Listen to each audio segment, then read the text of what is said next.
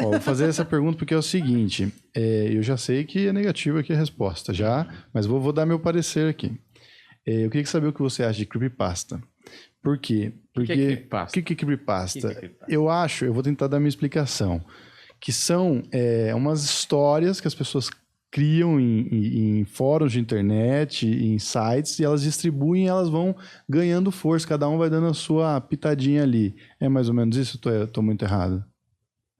Tem dois tipos de creepypasta. Tem uma creepypasta que é como se você fosse um autor livre, então você empresta algumas personagens de outros livros. Então você pega, por exemplo, eu dou exemplos porque normalmente o pessoal usa muito eles. Aquela coisa dos vampiros sedutores. O pessoal de creepypasta gosta muito. Tem dois tipos. Um creepypasta trash, que é aquela creepypasta de muito sangue, coisa, estilo Jogos Mortais. E tem normalmente aquela. São as mais, pelo menos, que mais aparecem, né? E aquelas que são. Não é um terror, é romântico. São vampiros românticos, aquela coisa toda. Então aí, por exemplo, ele empresta o Lestat, da Anne Rice, aí ele vai pegar, sei lá, a Bella do Crepúsculo e vai fazer ali um casal. Só que aí ele dá uma mudada na história, ou então ele continua uma história, ou ele inventa uma história nova, e ele vai publicando. Tem enfim, uma plataforma onde o pessoal costuma publicar muita, não creepypasta, mas histórias, assim. Tem também um outro gênero que é parecido com a creepypasta, que o pessoal vai... fanfic. Não é muito diferente. Mas a creepypasta, ela fica mais marcada por normalmente ser assim, mais terror, uma coisa mais assim. Mas não é diferente de uma fanfic. Então, o fanfic, ele já fica mais marcado. O fã, né? Uma ficção de alguém.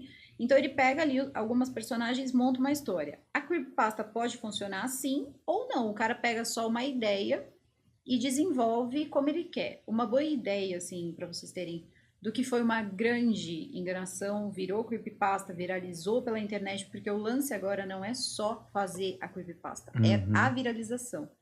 Então tem coisa que a gente escuta falar hoje, a gente já tem como se existisse pelo menos uma lenda, sei lá, tipo a Bruxa de Blair. A gente sabe que é uma lenda e às vezes a gente esquece que é uma lenda. Sim. Ainda tem uma galera que procura. Eu tenho um vídeo da Bruxa de Blair mostrando justamente como os caras foram atrás para tentar fazer uma coisa convincente.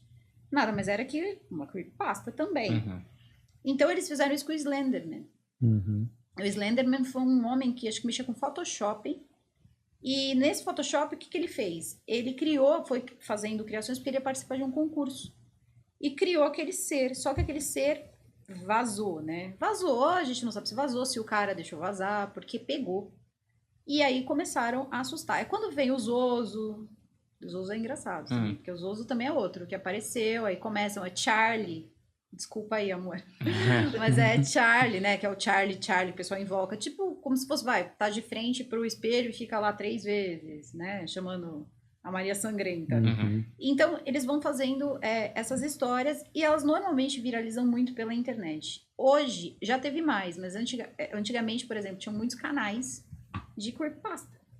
Canais enormes, porque principalmente adolescente adora, mas não é assim. Tem uns que são mais puxadinhos e tal. Mas são histórias, assim, bem macabras, bem fora e não são reais. Algumas pessoas pegam e faz o quê? Deixa isso viralizar, que foi o caso do Slenderman. Vocês vão entender porque eu tô chegando nesse caso. Porque assim, o Slenderman começou como um Photoshop. O cara fez esse trabalho. Depois eles pegaram, essas imagens vazaram. E veio a ideia de se fazer um livro e um filme. O que eles fizeram? Foram dando creepypastas para esse Slenderman. E muita gente começou a achar que era real. Então o cara começou a montar umas fotos. E também tem as pessoas que montam. Tem um monte de pé grande que aparece por aí, que depois eles descobrem. Teve um que foi atropelado e o cara usava uma camuflagem e umas folhas por cima. Uma camuflagem do exército e umas folhas por cima, lá nos Estados Unidos. Era o pé grande da cidade. E eles fizeram isso com o Slenderman. Então tinha muitos Slendermans aí que a galera via. E aquilo ficou como se fosse o chupa-cabra. Até que um dia, eis que surge um caso criminal. 3 garotinhas, pré-adolescentes, né? Nos Estados Unidos eram amigas.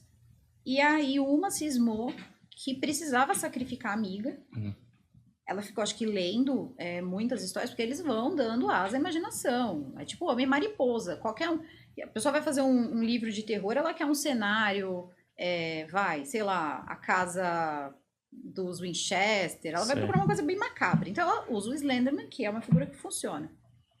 E a menina, não sei o que ela consumiu, como ela consumiu. Eu sei que ela morava numa região, que tinha umas florestas e tal. E ela se empolgou e disse que o Slenderman estava visitando ela, quando ela dormia, estava visitando. E aí, quando foi um dia, ela falou que ela precisava sacrificar a amiga dela, senão o Slenderman ia matar a mãe, ia matar o irmão, ia matar o pai. E não deu outra. Deu uma porrada de facada na menina. E isso foi pra julgamento. Então, assim, ela quase matou a amiga. Era pra matar, não morreu. Matou. Mas acho que foram muitas facadas. Eu não lembro se foram 7. Eu não sei exatamente, porque eu nem... Achei isso tão bizarro, sério. Porque é uma coisa que quando você conta, a pessoa já vai procurar. Aí você calha de pegar uma meia dúzia de adolescente que tá lá, você já embasa. Então, já nem fui muito atrás. Mas eu sei que deu julgamento, não vi pena, não vi o que aconteceu. Eu sei que a menina não morreu por pouco. Mas foi assim, um milagre. Que nem aquela moça que foi esfaqueada 30 vezes, cortaram o garganta e a mulher sobreviveu. Sim. Foi assim com a menina. E ela estava lá ainda com medo que, pela menina não ter morrido, ela já estava presa. Quando ela voltasse, a galera da casa dela ia estar todo mundo morto. Então ela de fato acreditava que o Slenderman, ele existia. Então, assim, a pessoa fala, mas isso deve ser uma doença mental, ou alguma coisa assim. Não, ela tinha, a sanidade dela era normal. Ela só ficou impressionada. Então, é complicado. É que nem você... É mesmo que você levar o irmãozinho mais novo pra assistir Slenderman no cinema. Aí você nunca mais vai dormir à noite, porque ele vai fazer xixi e vai te acordar. Sim. E aí a gente não pensa que essas coisas entram na cabeça deles e vira real.